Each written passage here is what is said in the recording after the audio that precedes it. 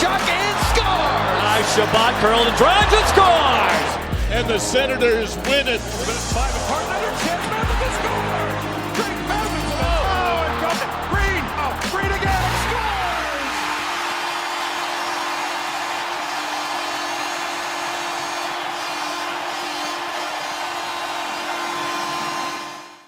Welcome to Sens Talk. My name is Brandon, and I'm your host. Now, before we get started, please follow me on Twitter at @SensTalk_ and on Instagram at Sens Talk. Now, the Sanders are coming off an 8-5 loss versus the Edmonton Oilers, who the Sens again took on last night. Now, before we get into last night's game recap, a couple things. Firstly, today the Ottawa Senators put defenseman Braden Coburn on waivers, and in a corresponding move, they brought up top prospect Erik Brannstrom. This move should have been done a long time ago. There's no reason for Brannstrom to be in Belleville, where, by the way, Belleville's not even practicing. Maybe they're doing some skates alone, but there's no real team practice for Belleville because we don't know when Belleville's even going to be playing. So it's about time that Brannstrom's on the taxi squad, and this makes him available to be put into the lineup for Thursday's game against Montreal Canadiens. So be on the lookout for that.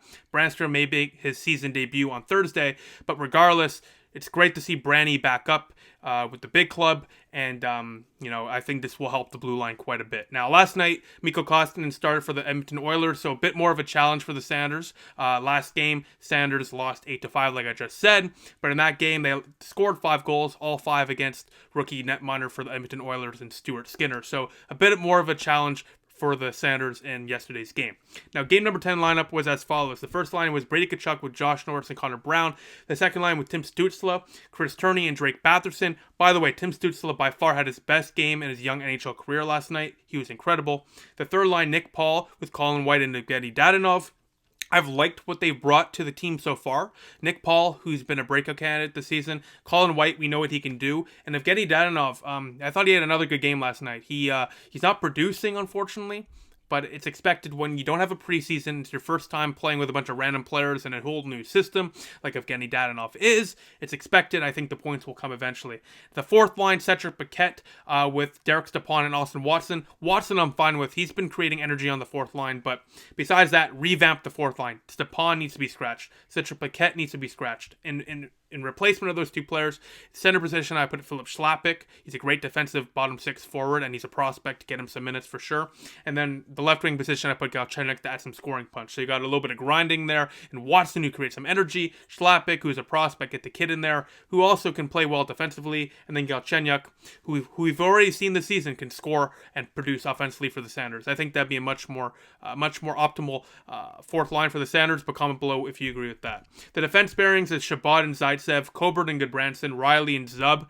Zub had another point in yesterday's game, so he should be a main fixture in the Sanders blue line for the foreseeable future, which is a good thing because Zub has been playing very well. Now, Tom Shabbat returned to the lineup. He was questionable for the game yesterday, but he returned and he had a very good game. But overall, the defense, they were pretty, compared to the 8-5 loss, they were much better. I will say that. The defensive core was much better, and I think it's pretty obvious to say that when Shabbat comes back into the lineup, your defense will probably be better, which is what happened. It makes sense. Starting in it was Marcus Hogberg, and backing up is Matt Murray.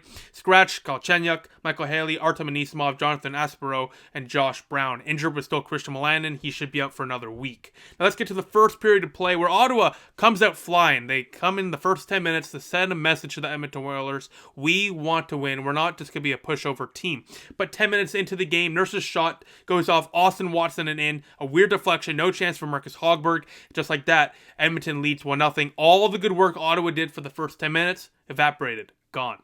But we move on 2 to 3 minutes later, and this is where the Sanders, when they say they're a fragile group, like Derek Stepan has said that, they're a fragile group. This is a clear example of that fragility in the team. 3 minutes later, Jesse Puljujarvi completely deked the hell out of Braden Coburn, who was put on waivers today. Maybe this is why. He completely deked the hell out of Braden Coburn, put in the rebound off Hogberg's stop, and the Oilers lead 2-0. That's his first goal in 2 years for Puljujarvi. The Oilers lead 2-0.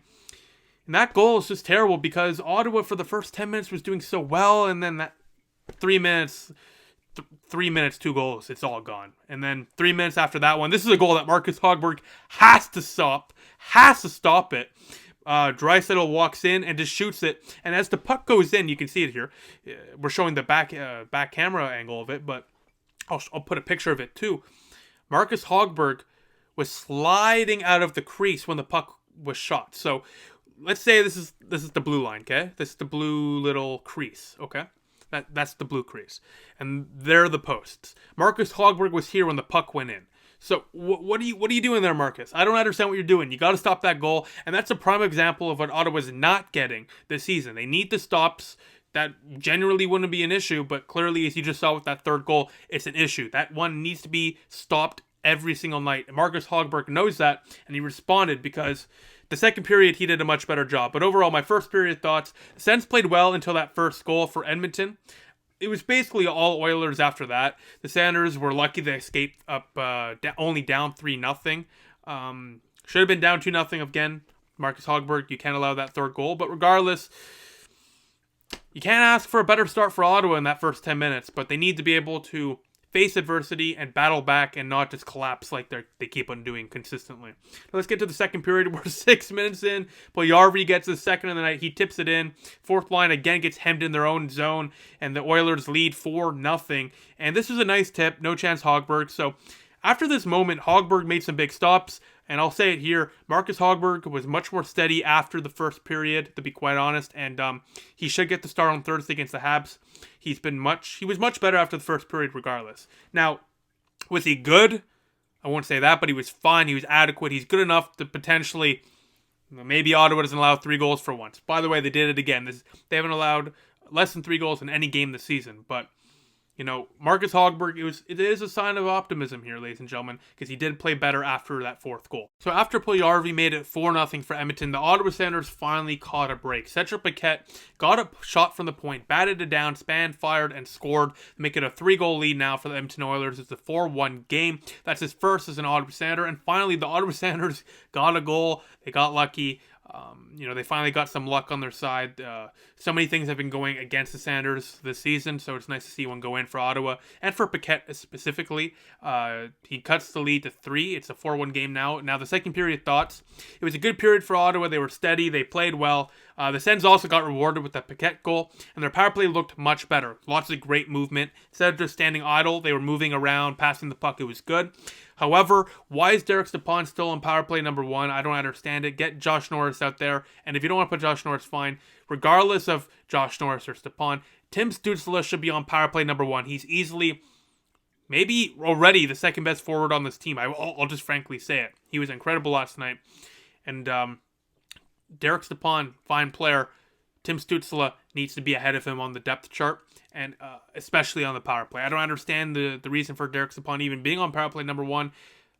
He has underperformed this season. He hasn't played well. So why is he still on power play number 1? Power play number 2, you can mess around with that. Maybe him and Norris switch. I don't care. But Tim Stützle should be on power play number 1. Now let's get to this third period where it was essentially the Tim Stützle show. He was incredible in this period.